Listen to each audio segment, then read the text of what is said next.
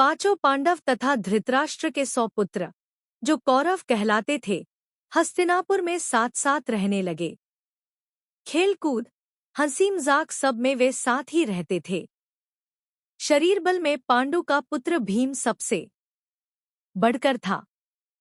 खेलों में वह दुर्योधन और उसके भाइयों को खूब तंग किया करता। यद्यपि भीम मन में किसी से वैर नहीं रखता था और बचपन के जोश के कारण ही ऐसा करता था, फिर भी दुर्योधन तथा उसके भाइयों के मन में भीम के प्रति द्वेषभाव बढ़ने लगा। इधर सभी बालक उचित समय आने पर कृपाचार्य से अस्त्र विद्या के साथ साथ अन्य विद्याएं भी सीखने लगे। विद्या सीखने में भी पांडव कौरवों से आगे ही रहते थे। इससे कौरव और खींचने लगे। दुर्योधन पांडवों को हर प्रकार से नीचा दिखाने का प्रयत्न करता रहता था।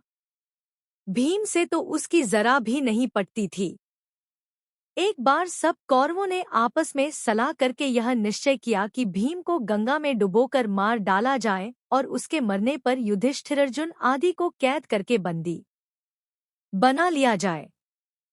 दुर्योधन ने सोचा कि ऐसा करने से सारे राज्य पर उनका अधिकार हो जाएगा। एक दिन दुर्योधन ने धूमधाम से जलक्रीड़ा का प्रबंध किया और पांचों पांडवों को उसके लिए न्योता दिया। बड़ी देर तक खेलने और तैरने के बाद सबने भोजन किया और अपने अपने डेरों में जाकर सो गए। दुर्योधन ने छल से भीम के भोजन में विष मिला दिया था। सब लोग खूब खेले तैरे थे, सो थक कर सो गए। भीम को विष के कारण गहरा नशा हो गया। वह डेरे पर भी न पहुंच पाया और नशे में चूर होकर गंगा किनारे रेत में ही गिर गया। उसी हालत में दुर्योधन ने लताओं से उसके हाथ पैर बांधकर उसे गंगा में बहा दिया।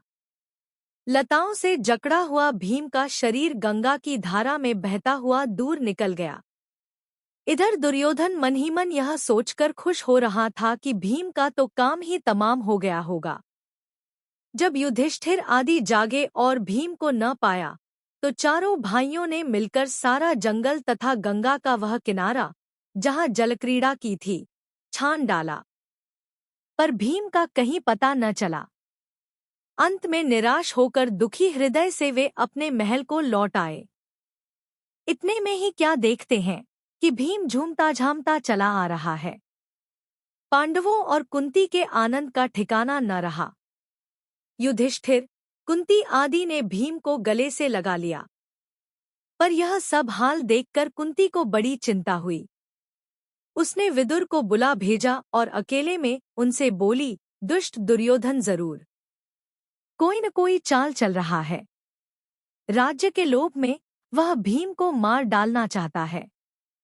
मुझे इसकी चिंता हो रही है। राजनीति कुशल विदुर कुंती को समझाते हुए बोले, तुम्हारा कहना सही है, परंतु कुशल इसी में है कि इस बात को अपने तक ही रखो। प्रकट रूप से दुर्योधन की निंदा कदापि न करना, नहीं तो इससे उसका द्वेष और बढ़ेगा। इस घटना से भीम बहुत उत्तेजित हो गया था। उसे समझाते हुए युधिष्ठिर ने कहा, भाई भीम, अभी समय नहीं आया है। तुम्हें अपने आप को संभालना होगा।